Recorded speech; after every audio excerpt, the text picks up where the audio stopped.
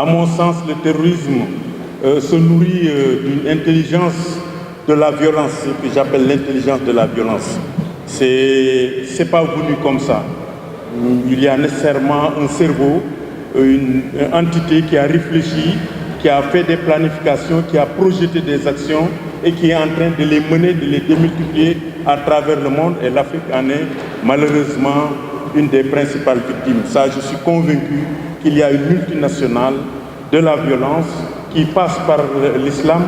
L'islam, ceux qui vont dans une mosquée, ils égorgent l'imam, ils tuent les fidèles. Je ne dirais pas que c'est des musulmans.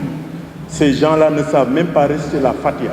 Donc je veux, moi, faire la différence entre l'islam et le terrorisme. L'islam, c'est la paix. L'islam, c'est l'amour. L'islam, c'est la solidarité. L'islam, c'est pas tuer qui que ce soit. Ça, je suis convaincu que ceux qui font ce geste-là, ce n'est pas des musulmans. L'islamisme, le fondamentalisme, c'est des mots qu'on aime, qu'on galvanise, mais ça les musulmans ne vont jamais aller dans les muscles tuer les musulmans. Ça n'a pas de sens. Et en cela, moi, je veux prôner aussi le dialogue entre les religions. Et c'est qu'effectivement, l'islam fait des percées actuellement. Il y a beaucoup de gens qui rallient l'islam. Et peut-être que ça crée des difficultés. Mais moi, en cela, je crois qu'il faut aller à l'éducation, montrer qu'il y a des versets, effectivement, dans le Coran. Parce que le Coran, l'islam a deux moments. Il y a un moment où il fallait se battre, il fallait mener des djihad, il fallait peut-être tuer pour implanter l'islam. Mais il y a un moment où l'islam s'est implanté. Le prophète Mohammed sallallahu alayhi wa sallam a dit qu'aujourd'hui l'islam est complet, les djihad sont finis, maintenant les djihad c'est djihad nafs. Donc il faut faire dans ces versets, il faut faire la différence. Certains maintenant choisissent ces versets antérieurs pour en faire des éléments de support et ça c'est dépassé.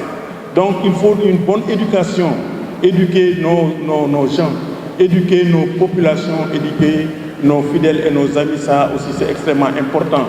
Cultiver le dialogue islamo-chrétien, le dialogue entre les religions. Je vous donne l'exemple du Sénégal.